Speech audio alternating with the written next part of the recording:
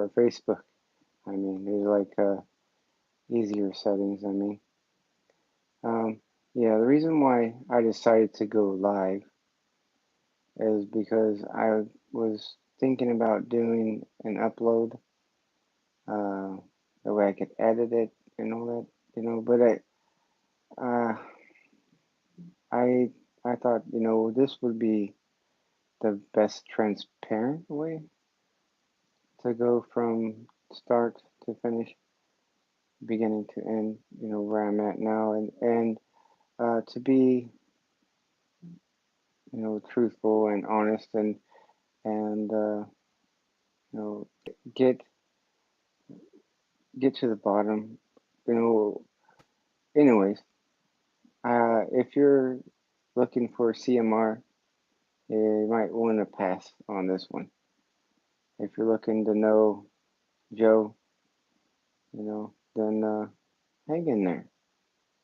Might be interesting. We'll see. Got a lot on my mind, and I have for a long time. I wanted to get out and share, and I I uh, I don't want to feel, like I'm hiding things when I'm you know hiding. I feel like I'm hiding things to protect myself or to protect others, or I don't know. I don't even know what the point of it all is. It just I uh I think it's an ego thing. I don't want people to know the real me. And I've done interviews and I've done this and I've done that, and I've never actually shared. I never opened up. I never blossomed. I never gave myself. And I was scared because I thought somehow someone would use my words against me or make me look bad, or and I don't know. So if anybody's gonna make me look bad, it's gonna be myself. And whether you believe what I say or what I believe is truth or not, um, that's your opinion. But I'm going to give you um, a front row seat to how it started, how it began, and where it's going. Okay? So it does have something to do with mental vision because that's kind of in there. But it has to do with a lot more. Okay, so March, let's go back to March 13th, 2013. Oh, wow. I was at a bar with a friend. The veterans, you know, a veterans kind of establishment, but it wasn't a VFW or American Legion, it was just a hangout, because we didn't have one of those very close to our little community there. And I got off work after after working two jobs, which was surprising to me. But I got off work. I made a promise to a friend of mine, um, and he was the karaoke DJ at the bar, and he asked me if I would show it. And it was a Sunday night, and I said, "Well, man, I got to work, but if I get off work and I have energy to come up there, I'll hang out." All right, so I went home. I laid down on the bed and I turned the TV on, and I was listening to Discovery Channel. Uh, I don't know if it was what show it was, but it was. I know what show it was, but it wasn't. It was a brand new one, and then I didn't. I don't know. I decided, you know what? I took a shower, brushed my teeth, combed my hair, deodorant, put some cologne on because I was, I made a promise. So I went to the bar, sat down, and I asked my friend James, "Hey, what happened to the karaoke, man?" And he said, "Well, nobody really showed up, and then when I had everything set up, nobody even wanted to sing a song. So, I waited. I just put everything back in the car like a half hour ago." I'm like, "Oh man." So if I'd have been here a half hour ago, I could have, but I'd have been the only. He's like, "Yeah, but you would have been the only one." Man. So, so I talked to the bartender and I bought myself a beer. I bought James a beer. And he's, "Oh, you don't have to do that." And I want to. And he's all right. So we sat there and we talked a little bit about he wanted to go back to school, a technical school. He wanted to get uh, into electronics, and I told him, hey, he knew about my electronics background, and I said, yeah, I said, so if you get stuck on something or whatever, I could be your study buddy. I already know the stuff, so I could quiz you, and that kind of thing. He's like, yeah, okay, and we were becoming, pretty good buddies, and it was a quiet night. I think it was like me and James, like two ladies and like three younger guys hanging out, and the bartender was there, and then you know, it's, I thought it was like around 10:30 or so at night, and they usually lock it up around midnight. Get out of here especially on a Sunday. On a Sunday, I think they usually lock it around like 11:30. But anyways, so I don't know, I got about halfway done with my beer, and next thing I know, I heard a gunshot, and I looked over at my friend to my left, my friend James, and I saw, you know, kind of his eyes go, you know, I don't know how to explain it, like and blood and shit, and he fell forward, and I had enough time. I turned my head to the left to look behind me, and what the fuck? And bam, I got shot. And I remember falling on the ground, and that's about it. And I remember being in the ambulance. Well, I don't remember getting in. I just remember um, I saw the light and all that, in a doorway, and I saw beautiful things, and I saw, my grandfather who had passed in 2005, and we played a game of pool, and I don't want to get into it because what I was told is, um, from what I understand and what I educated myself on is my near-death experience, or NDE, is going to be a whole lot different from yours if you ever have one. So it's not important. It's not important, the details, but everybody sees the light. That's just part of it. And whatever else you see after that, that's your own. That's that's special only to you. And I got resurrected, and when I did, I got slammed. I felt like I got slammed into my body, and I felt like a thousand pounds. It was like, holy crap! I couldn't move my head, my arms. I couldn't move, and I could hear. I could. I didn't. I couldn't open my eyes yet, to see anything. And and they just said, hold still," and they said, "Welcome back." and I could hear the sirens in the ambulance. So, and then I blacked out, and that's the last thing I remember until the next. Well, I woke up in the hospital bed, and my mom was there, and I opened my eyes, and she was reading a book to me. It was the Abraham Lincoln Vampire book, and I'm like, Mama, what are you doing here? It's like, well, it's my birthday. I said, well, happy birthday, Mama. And she said, she said, you got shot. I said, I did. When did I get shot? She said, you were at a bar or whatever, and some crazy person walked in and shot you. I said, what for? She said, they don't know. Did they catch him? She said, yeah.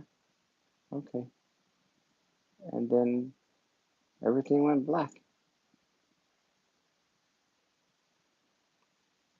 And I haven't seen anything ever since. Not with my eyeballs. With my imagination, I see all kinds of things. So, okay, so, I left the hospital in April, before May, late April, early May, and I came back to my parents' house because I didn't have anybody to take care of me where I was at, and I was working at the VA in Pittsburgh, and so that's that. And then so I came home, and the VA wanted me to go to Chicago Hines VA to learn how to be a blind person, but I had in September of that year, I had to go back and get more surgery because where the bullet went in and the bullet went out, it messed up, uh, bones and stuff. So they wanted to go in and fix all that stuff. So that surgery lasted about 12 hours, they said, and I got out and blah, blah, blah, blah, blah, blah. Okay. So whether you're a religious person or not, you've probably heard of a thing called the Holy Spirit, which as a Christian, I believed in it, and um, it would, it was a blue light, kind of like a fireball, like a blue fireball, you know, and it would get smaller and bigger depending on how close it was to me, and it would fly around, and when it was close to me, it would have something to say, and I don't know how I understood because it wasn't really a voice. Like it wasn't like a voice that would talk to me. It would just whatever it wanted me to know. I would just know it. Like almost like my own voice in my head. My own thoughts. It would just talk to me that way. So and it would always ask me, "Do you understand what I just said to you?" And you go, "Okay, yeah." And so I don't know if I was talking out loud to this blue ball that I thought was the Holy Spirit, and so I think maybe I did. My dad thought I was going crazy. Maybe I don't know. And sometimes I would have these visions of bad things, evil things, and I would ask. I nicknamed the Holy Spirit. How do you give a nickname to a Holy? I just abbreviated it.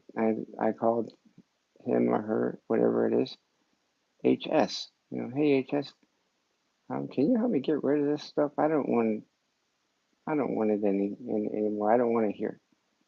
I don't want it with me. I don't want it. I don't know if it's something that was within myself that was evil or what, or it was just nastiness. I could see it, and I didn't want it anymore. And yeah, I was I was washed, and and weird stuff. Okay, so that's getting pretty deep in that. And then I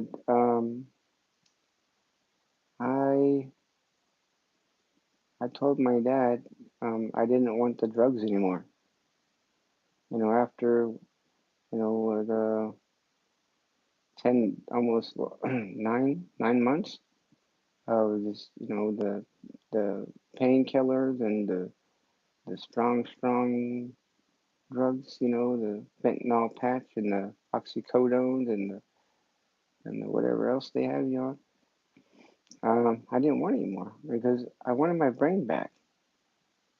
A blind person's not supposed to see stuff, right? And I was hallucinating things and but I was going to church and doing that and getting the word, and I had written a letter that was given to me, uh, the words, and so I had somebody write it. I had my uncle who was visiting write it down for me, and I delivered that to the pastor of the church, and he actually read it to the church, and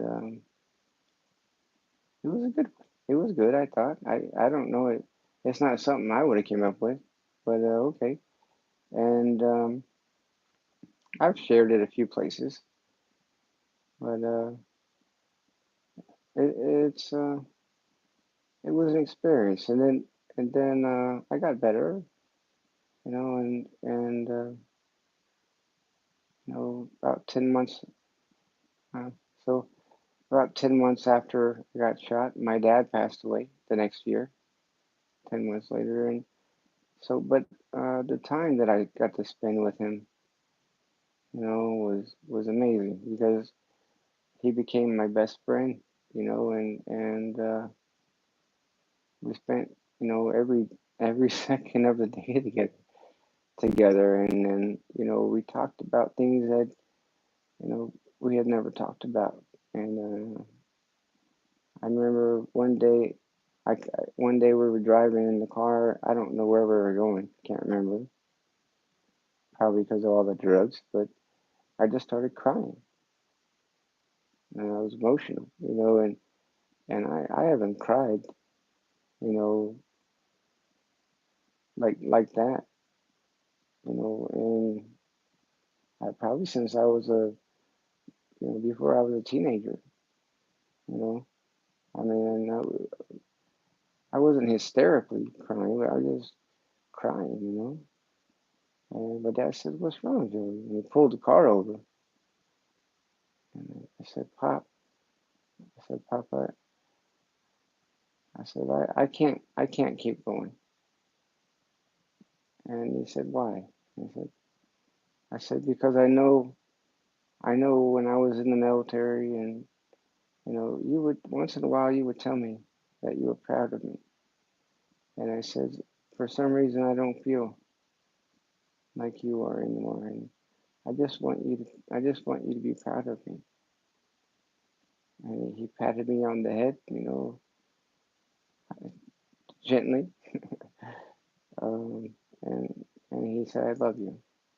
Isn't that enough?" And I stopped crying, and I thought about that,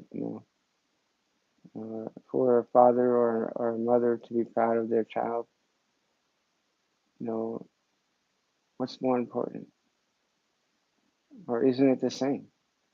I thought, I mean, in my head, I thought it meant the same. So I'm gonna ramble on here. So if you're gonna get bored with this story, you might want to quit now. But this is gonna go into another category. So um, after we buried my dad and we came back home, I was scheduled to go to Chicago to the Blind Rehab Center. I did, and wow, it was it was uh,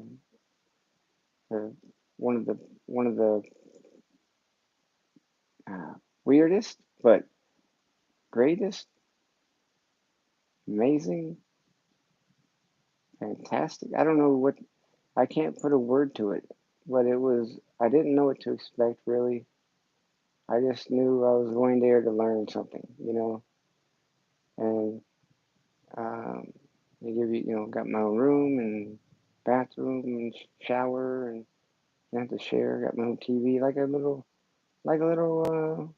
hotel room kind of deal. You got your own bed and that kind of thing. Little chair in the corner to sit in if you want to, a desk so you can do your homework or study or whatever you need to do. Um, I think it had a window, but I don't know. I don't know. I didn't really play with it because I couldn't see it, so I didn't know. But so every morning you get up, break breakfast, and then you go back to your room, depending on what class you had, what instructor. If it was mobility, and you wait in your room for your instructor to come knock on your door, and you grab your cane and go. Take you in the car around town somewhere, drop you off, or park the car or whatever, and they teach you how to use your cane and that kind of thing. And then you have braille and all kinds of different stuff, computers and uh, and lunch, and then that you get to visit a little bit. Anyway, so I wanna get off that because it was amazing experience. Anyways, but hanging out with other veterans that going through kind of the same thing, first time being blind and you know, I remember I was walking down the hallway and there was a gentleman and he said, "Hey, sir, uh, what are you looking for?" And I don't know if he was partially blind or all the way, but he could, we could hear each other tapping our sticks. You need help find something. I said, "Yeah, I'm brand new here. It's my first day." And he said, "Oh, what are you looking for?" I said, I'm looking for somewhere to go smoke a cigarette." "Oh, I can show you that." He said, "Come over here, follow my voice," and I followed the voice, and he grabbed my elbow, and I'll take you out there. And I got out there, and I said, "Thank you." You know, I wanted to give him a hug, but I didn't know if he'd punch me or something. So, you know, I thank you, and it's like not like I could put my hand out and he'd see it to shake it. So I just said thank you, and as soon as that happened, I called my mom on the phone, and I said, "Mom, you know that saying, blind leading the blind?" She said, "Yeah." I said, "That shit actually happens around here." And I told her the story, and she laughed. She thought that was hilarious. And yeah, so um, one night, I was like, "Oh, I've been there." I was supposed to be there for, I think, like 6 weeks, 6 to 8 weeks. I ended up staying there for 5 months, and because I didn't want to leave that place until I knew how to take care of myself. And they they they agreed. They agreed. So um, I did well. It wasn't like I failed a class, so I had to redo it. It was I wanted to do every class. I wanted to do everything. I didn't want to have to come back in 2 or 3 months and learn something new. And from my house to Chicago is like almost a 9-hour drive one way. So I couldn't put that, and I can't fly on an airplane because of my traumatic brain injury. So from being shot, so I have to drive everywhere I go, and I didn't want to put that on my mom. They just do it all in one shot. Let me learn how to live my life like everybody else, and so anyways, did golfing and that kind of stuff. I used to play golf, but uh, yeah, it was fun. Lots of it was fun, and even classes were fun because I was always learning something. I was always tr- learning something new how to do myself without having to ask for help. And it was great. And one night I'm sitting in my room and I'm uh, I'm hearing somebody playing the piano. Like, what the hell? And so I walked down the hallway, and in the the dining hall, they got a piano in there, old style piano, and this gentleman he's just going to town. I'm like, wow.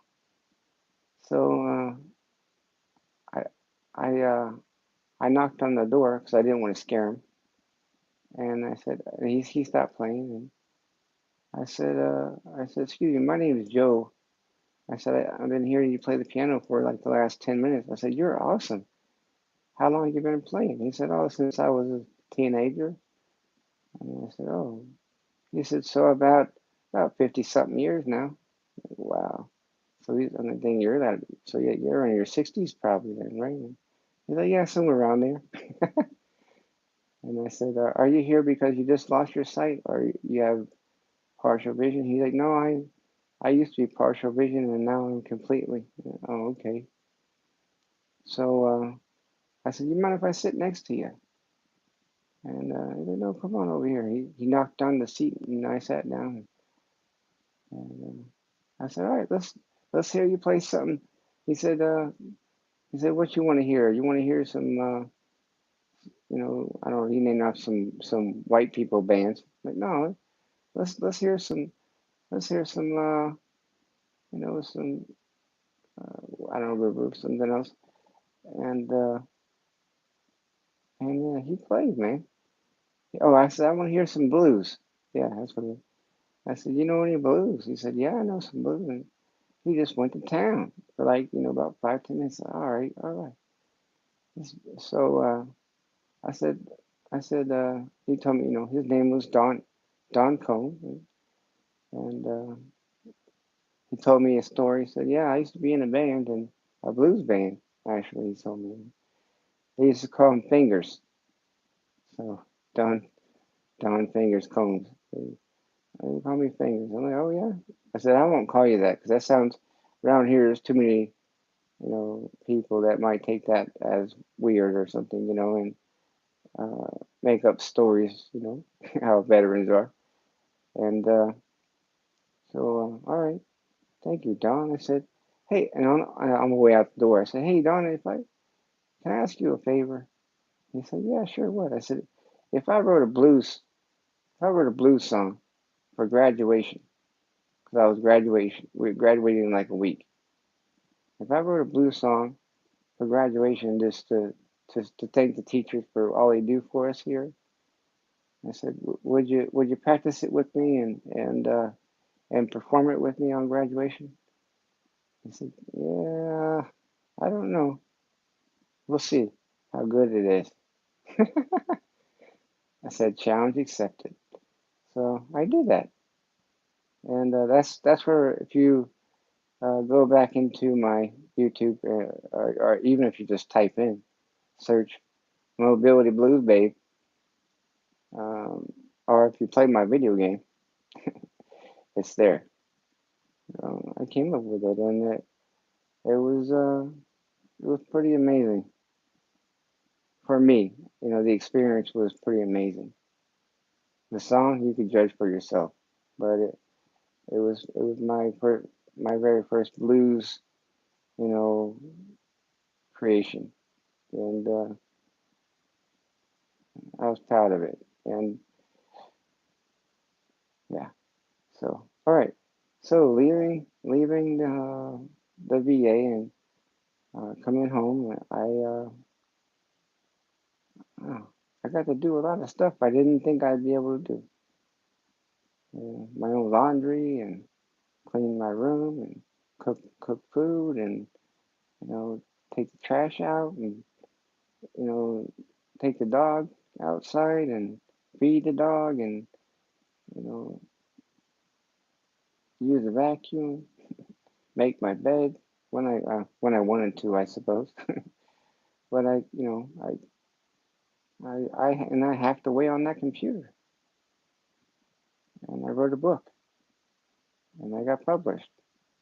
Then right after I got published, I started playing. I was playing video games. And long story short, because I know a lot of people have heard this story before, but I said, you know what? If I could write a book, maybe I could do a video game. And I just started writing about a circus, and I never shared that with anybody. And I don't think I'm going to because it's uh, it's a pretty nasty story. So um, it's not movie material or any of that. Or it's just it doesn't make any sense because it was supposed to be like a rough draft kind of to the video game, and so I decided to categorize everything smartly, and I did that, and so I made a new rough draft, and yeah, I typed away, and it took me about roughly about 3 days, I think, and I was listening to Jesse Anderson. There, um, there, not there. Jesse Anderson from Legally Sided, and to find new video games to play and stuff, and everything he played, and he would advise for a non-vision person to play. This was boring and stupid. You know, it's not his fault. He was just trying to find games that were accessible for blind people, to play, and they were just baby games, and I found a few searching on my own that were fun, but they were just fun for a minute, and then they were like, I think there was a game called Pee in the Dark, and you use your phone, your gyroscope, and you gotta find a toilet. So you hold the screen down to start peeing, and then you turn until you find a toilet, and then when you find a toilet, then it gives you a time limit, or it tells you what your time was or whatever, and it grades you on your time. But you play that like 3 or 4 times, it's like, okay, now what? Like, there's no prize. There's nothing else to it. But it was funny and whatever. So, and there was nothing really out there that was like a first person action game, And so I'm not going to go through that whole story again, but that's that's the beginning, and it's not the end. But I have let's skip forward. You know, I got got my video game on the App Store, and I did a lot of self marketing, and I paid a bunch of money that I didn't need to, and um, I don't want to go through the sad crap because it's just going to make me angry. So if you want to know, send me an email, and maybe I'll talk to you about it. Um, but I'm doing this story. I'm gonna do a little intermediation real quick. But I got a few new brand new subscribers to this channel, so I figure I'd let them know who I am and what happened to me and why I am doing what I do and that kind of thing. And that's it. That's it. So welcome. Um, I hope I hope you're not disappointed. And then if I'm able to, well, not if I'm able to, but when we get chapter 3 up there, which should be soon, and it'll be fun. We I will do a walkthrough just like all of you guys do, except I'm better at it because I know what to expect and that kind of thing. So, and plus I'm just really cool. That's that's just top line right there. But anyways, after chapter 3 is launched, I'm gonna I'm gonna go on a hunt. I'm going to I'm going to hire my own team for Mental Vision. Mental Vision is a company. It needs to be a company, not a company who contracts other companies. So I'm going to do that, and then when that's done and I got a team, I'm going to start on a new project, which I don't want to give a lot away. I know I've talked about this a little bit already, but it'll be the Circus Master Remastered, and it'll have graphics. So I'm gonna open the market up to because I guess the sighted people are jealous of archery because we get so much and they don't get nothing. They don't get nothing. So we get too many games and they don't get enough. So I open it to them so they don't cry, you know. And that was humorous because that's what we used to do before we have, you know, at least right now that on the top of my head, three great um, developers, and yes, I included myself, who make first-person action games, and so, um, but that's just three so far. You know, it'll grow, I'm sure, hopefully. But decided they have thousands of developers to do the same, you know, and so I'll get my own team together and we'll just start pumping it out, and we'll make better stuff, and we'll keep going, and then maybe I'll be able to finish the sequel to my book and go on from there. And yeah, so I'm going back now. So after I got published, my book got published, then the video game got launched. Chapter one and two, after game testing and everything, it was uploaded on the App Store. I decided, you know what? I'm going to, because I had already been working on establishing credit stuff like that, and I'm gonna go see if I can get a house of my own, and I did. So now I have a house of my own, and I pay my own bills, and I take care of myself, and because I was taught how to do that, you know, and my life is full. I'm always busy. I'm always uh, answering emails. I'm always doing something. And then, when I get inspired, I do something else. I started, I don't know, almost a year ago, I think, maybe over a year ago. Started doing an inspirational weekly positive message recording on Facebook. But, you know, I don't get maybe 4 or 5 people that listen to it. That's it. Out of 200 and something friends I have. So some people just don't like positive stuff, or they don't want to hear about spiritual stuff. But whether you believe it or not, it doesn't matter to me. But everybody knows they have a soul or a spirit, and then when you go on to the other side, that part of you goes to heaven or whatever, right?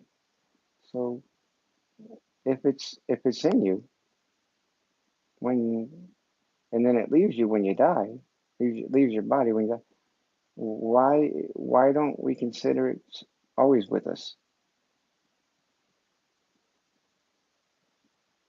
So um, I don't know, but I like to pray and I like to meditate and I like to uh, build my consciousness and self-reflect, and so I want to become a better person. I want to be I want to have a plan. I want to figure things out and I want to understand why things happen. And And God can connect those messages through your soul, and your soul can tell you. So when I had those visions of the Holy Spirit, the blue ball floating around and stuff and talking to me, after my dad passed away, I got a message. It told me, um, Joe, I gotta go. You won't see me anymore, but remember, I'm still here. And I said, well, and my dumbass didn't ask the question, well, how will I know? How will I know? Are you going to give me some kind of a signal that you're here? I didn't answer that question. So, but I know I'm blessed. I know I'm blessed to be here. And when I came back, I didn't want to take life for granted anymore. I didn't want to. I wanted to help people. I wanted to be a good person. I wanted to grow, and I wanted to learn compassion, and I wanted to learn, um, love. And I don't know what enlightenment is exactly, but I wanted to try. I wanted to see if I can understand, figure it out, or and really, I just wanted to know why I was sent back here. And so my journey now, from the day I came back till the day I go back to where I was when I died, or whatever it was. I'm going to live my life with a purpose, with a joy, with a love, with a compassion, and I'm going to have a lot of fun while I do it, because you know God is love, right? And if you don't like the word God, whatever, the source of everything, the creator of everything, okay? If our soul, this is what I ask myself, if our soul is, when we pass away and our soul goes to heaven, okay, the, does that mean our soul is connected to God? Like our soul's a piece, maybe just a small, small piece of God? Or, not saying that we are God, but I'm saying it's a small piece, like a toenail, or a booger, or something small, like a flake, and if that's the case, then all of our souls are, everybody on this planet, all of our souls are a piece of God. And if that's the case, then we're all connected, because we're all connected to God. If I just blew your mind, say yay, yay, yay, yay. But, so we're not all one, but our souls together, when we go back to where we came from, we are all one. But anyways, that's that. Where I am now, like I said, I'm trying to build the mental vision games. I'm trying to build a team. I'm getting ready for all that, and yeah, just trying to be myself. And if I got to share this with a few people and you enjoyed it, I hope you say so. Put something in the comments. Say, yeah, thanks, Joe, or say, don't do that ever again. You know, don't share anymore, because your life sucks, and we don't want to hear about it anymore. Yeah, because I remember when I first started doing the weekly positive message, I tried doing it on YouTube, and somebody told me, um, why did you do this?" And I said, "Uh, I'm just trying to inspire people and um, make maybe it help somebody think more positive." And I said, "Well, why don't you?" Person said, replied, "Well, why don't you talk more about your positive of your game?"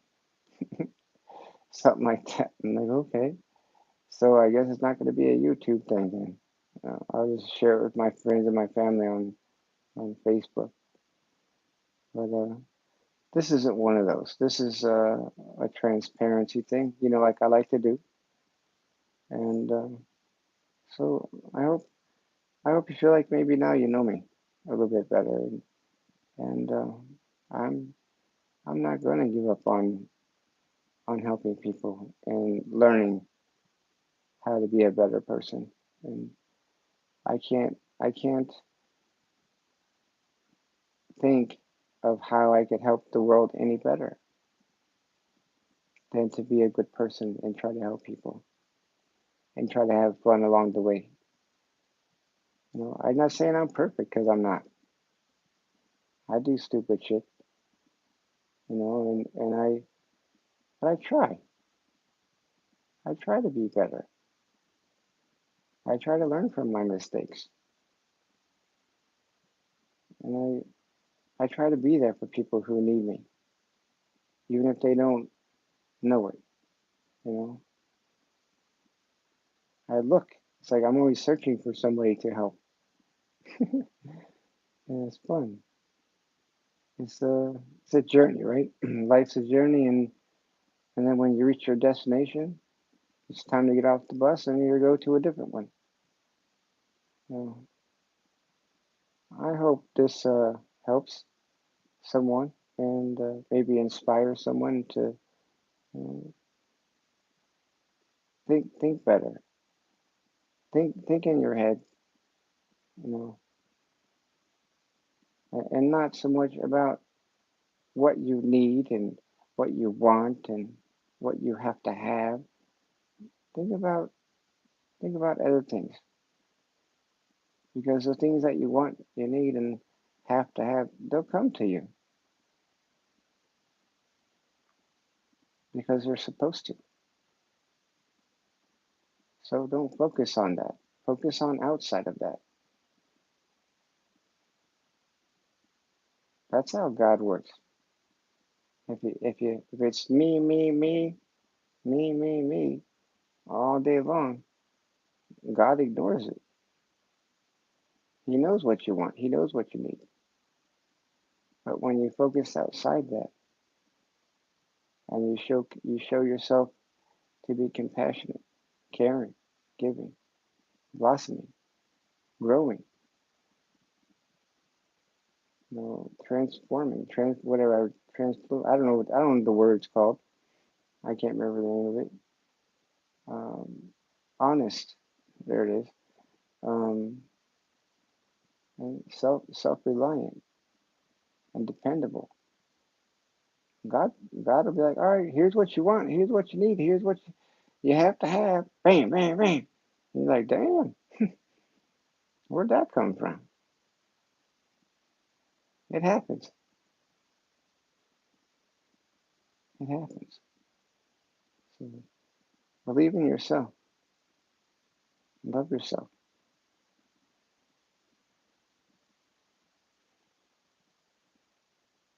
Things will happen for you. I see it almost every day. Things happen to good people. Good things. Because they do things for other people. And then good things happen to them. Hmm.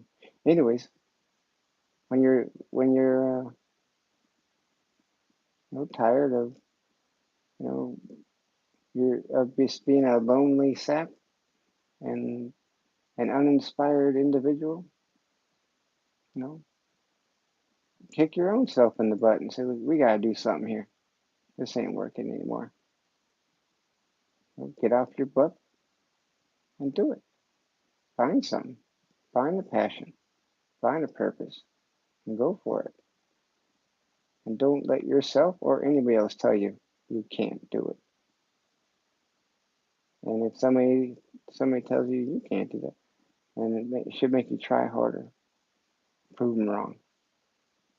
I'll do it just out of spite now.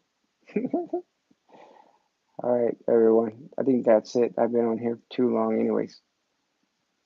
I don't even know. I doubt anybody's here because it's late. But yeah, comment.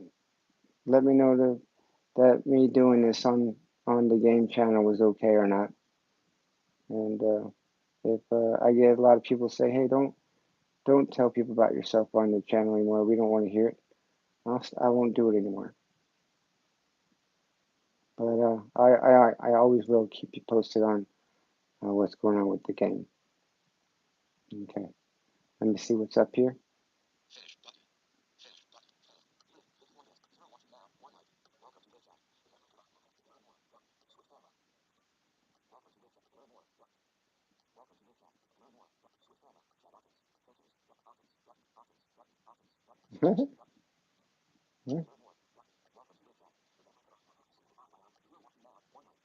One like. Okay.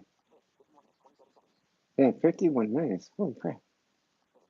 All right, we're finishing at 51 minutes. All right. I don't think I've ever talked on a video for 51 minutes before, but that's a record. Almost an hour. All right. Well, good night and have a great weekend, everybody. And smile. Smile and love yourself because that's how we get things done. Right on. Good night.